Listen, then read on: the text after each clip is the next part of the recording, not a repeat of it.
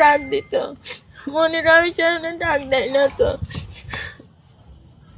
মনে রাখে জানি জীবনটা শেষ হয়ে গেল।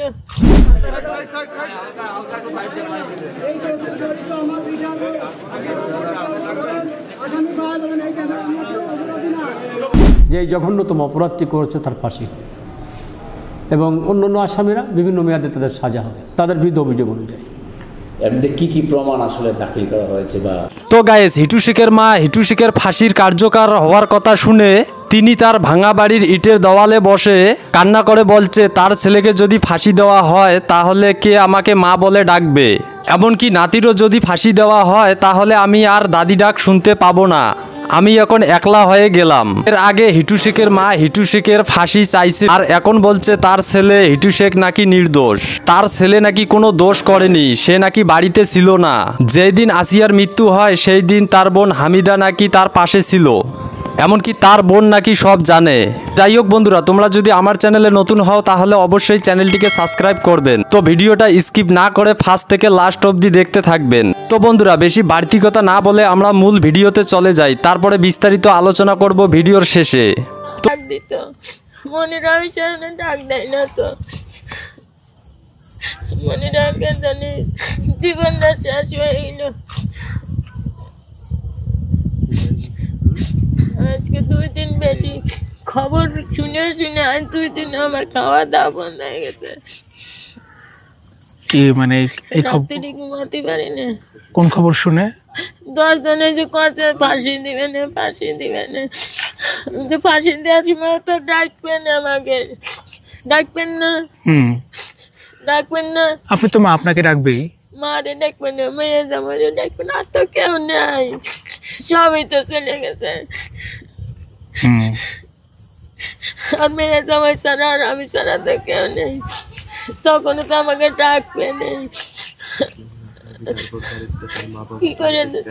কি করে আমি চাঁদ সারিয়ে দিয়ে আসবো?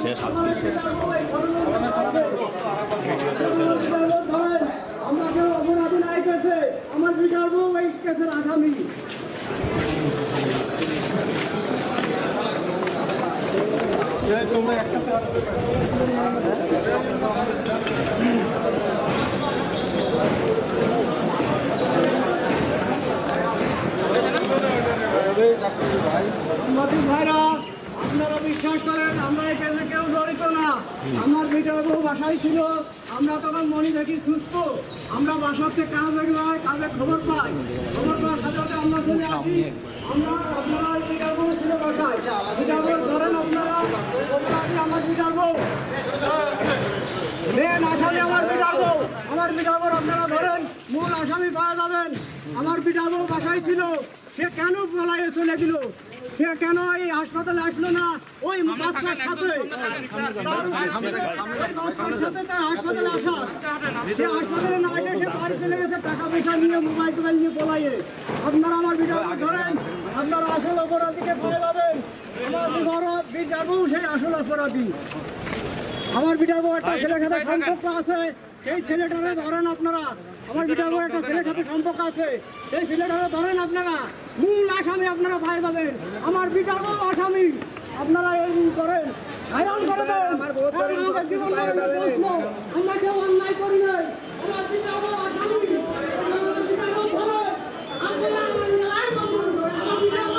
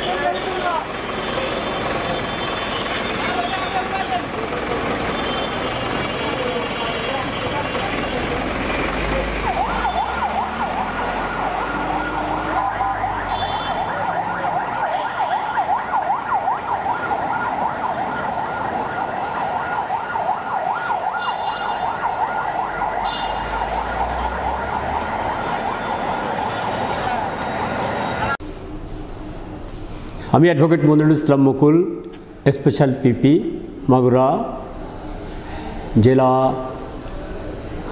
নারী ও শিশু নির্যাতন দমন ট্রাইব্যুনাল।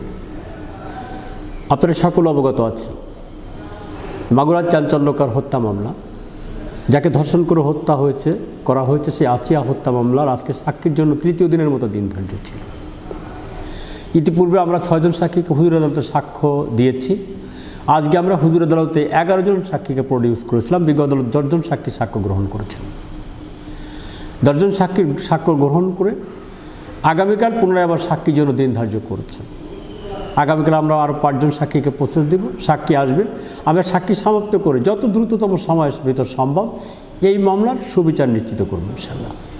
কি পরিস্থিতি বুঝছেন আসলে এই সাক্ষীর পর একের পর এক সাক্ষী হচ্ছে, রাষ্ট্রপক্ষ সাক্ষী উপস্থাপন করছে, আসামি পক্ষ সাক্ষীকে জেরা করছে। যেটা আমার মনে হয়েছে যে রাষ্ট্রপক্ষ সাক্ষীদেরকে জেরা করে কোনো রূপ টলাইতে পারে নাই, ঘটনা থেকে বিচ্যুত পর্যপদ করতে পারে নাই। সুতরাং আমরা আশাবাদী যে এই মকদ্দমায় আমরা ন্যায় বিচার পাব, রাষ্ট্রপক্ষ আমরা বাদীকে ন্যায় বিচার নিশ্চিত করতে পারব এবং এর সর্বোচ্চ সাজা আমরা দিতে পারব। যে সাক্ষী ইতিমধ্যে আমাদের সামনে হয়েছে এটা আমাদের কাছে প্রতীয়মান করে।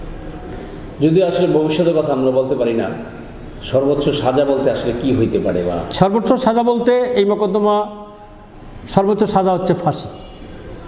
আমরা আশা করব যে এই মকদ্দমার হিটু শেখ যে এই জঘন্যতম অপরাধটি করেছে তার ফাঁসি এবং অন্যান্য আসামিরা বিভিন্ন মেয়াদে তাদের সাজা হবে তাদের বিরুদ্ধে অভিযোগ অনুযায়ী। এর মধ্যে কী কী প্রমাণ আসলে দাখিল করা হয়েছে? বা প্রমাণ হিটু শেখের নিজেই বিজ্ঞ আদালতে সে 164 করে তার জবানবন্দি দিয়ে বিজ্ঞ ম্যাজিস্ট্রেটের কাছে সমস্ত ঘটনার বর্ণনা দিয়ে সে তার অপরাধ স্বীকার করেছে এবং তার অপরাধের সময় অনুযায়ী এই মকদ্দমার মেডিকেল সার্টিফিকেট, এই মকদ্দমার ডিএনএ টেস্ট, ফরেন্সিক রিপোর্ট সমস্ত কিছুর সাথে তার এই বক্তব্য মিলে গেছে। এটাই হচ্ছে ডকুমেন্ট। সব কিছু মিলে গেছে? হ্যাঁ, সব কিছু মিলে গেছে, সমস্ত রিপোর্ট তার বক্তব্যের সাথে হুবহু মিল আছে। এই যে হিটু শেখ আদালতে তাকে আনার সময় সে চিৎকার চেঁচামেচি করছে, আমি অপরাধী না, আমরা ছিলাম না এই সময়ে, এটা হচ্ছে তার একটা সাজানো নাটক। আমার মনে হচ্ছে যেই মকদ্দমাটি নিয়ে শুরু থেকেই একটি মহল ঘোলা পানিতে জল শিকারের চেষ্টা করছে, মাছ শিকারের, ঘোলা জলে মাছ শিকারের চেষ্টা করেছে, সেটা অব্যাহত আছে। হিটু শেখকে কিছু কুপরামর্শ দিয়ে আদালতে আসা যাওয়ার পথে তাকে উত্তেজিত করতেছে এবং সে সিন ক্রিয়েট করতেছে। এটা হচ্ছে একটি ষড়যন্ত্রের অংশ। এটা কারা করতে পারে? এটা করতে পারে যারা পরাজিত শক্তি, যারা দেশ থেকে পালিয়ে আছে, তারা এই ঘটনার সঙ্গে জড়িত। তারা হিটু শেখকে উত্তেজিত করে তারা একটা চিন ক্রিয়েট করে আবার ঘোলা জলে মাছ শিকারের চেষ্টা করতে পারে। আইনের কোনো ফাঁক ফোকর দেখিয়ে হিটু শেখ কি বেরিয়ে যেতে পারে কিনা এমন কোনো কিছু ভাবছেন? এটা বিজ্ঞ আদালতের ব্যাপার, কারণ আমি হচ্ছি রাষ্ট্রের আইনজীবী। আমার দায়িত্ব হচ্ছে রাষ্ট্রের সাক্ষ্য উপস্থাপন করে আসামিদের বিরুদ্ধে সুচারুরূপে সাক্ষ্য প্রদান করে তাদের শাস্তি নিশ্চিত করা। আমি আমার কাজ করে যাচ্ছি, কিন্তু এই মকদ্দমার কি আদেশ হবে এটা একমাত্র এই মকদ্দমার বিজ্ঞ বিচারকই জানেন। রাইট। না, আমরা সেদিকে যাচ্ছি না, যথাযথ প্রমাণ পাওয়ার পরেই হয়তো রায় দিবেন, ঠিক না? অনেক কিছু ব্যাপার আছে এখানে। তো মানে আপনি যেহেতু ভিকটিম অর্থাৎ আসিয়ার পক্ষের আইনজীবী, সেই হিসেবে আপনি কি কোনো শঙ্কা মানে ভাবছেন কিনা যে আসলে এই ধরনের কোনো কিছু? মকদ্দমার যে এভিডেন্সগুলো এবং আমাদের সামনে যে সাক্ষী পর্যন্ত উপস্থাপন করেছে তাতে আসামির কোনো ফাঁক ফোকরের সুযোগ আছে বলে আমার কাছে রাষ্ট্রপক্ষে মনে হয় না। মনে হচ্ছে না। আর এই ধরনের মানে শাস্তি বা অপরাধকে দৃষ্টান্তমূলক শাস্তি দিলে আমাদের সমাজে আসলে এই ধরনের অন্যায় হবে। অফকোর্স যদি এদেরকে দৃষ্টান্তমূলক শাস্তি দেওয়া যায় তো সারা দেশে একটি মেসেজ যাবে। আচ্ছা, সারা দেশে একটি মেসেজ যাবে, মানুষ সচেতন হবে এবং এই ধরনের অন্যায় প্রবণ থেকে মানুষ দূরে থাকবে বলে আমি দৃঢ়ভাবে বিশ্বাস করি। এই যে আছে ঢাকা, এই জন্য এদের মতো নরপশুদের সর্বোচ্চ সাজা হওয়া উচিত। এরা হচ্ছে মানুষ নামের একটি পশু। তো এই ধরনের সমাজে এখনও ঘটছে ঘটনা। দেখলাম আরেকটি শিশুকে 7 বছরের বা 5 বছরের 2 বছরের বাচ্চাদেরকে এই ধরনের মানে কার্যকলাপ করছে। মানে কি ধরনের রুচি থেকে আসলে এটা কিসের মানুষের প্রভাবটা কেন আসলে আমাদের মানুষের মানবতা ধীরে ধীরে হ্রাস পাচ্ছে, মানুষের হিংস্রতা বৃদ্ধি পাচ্ছে।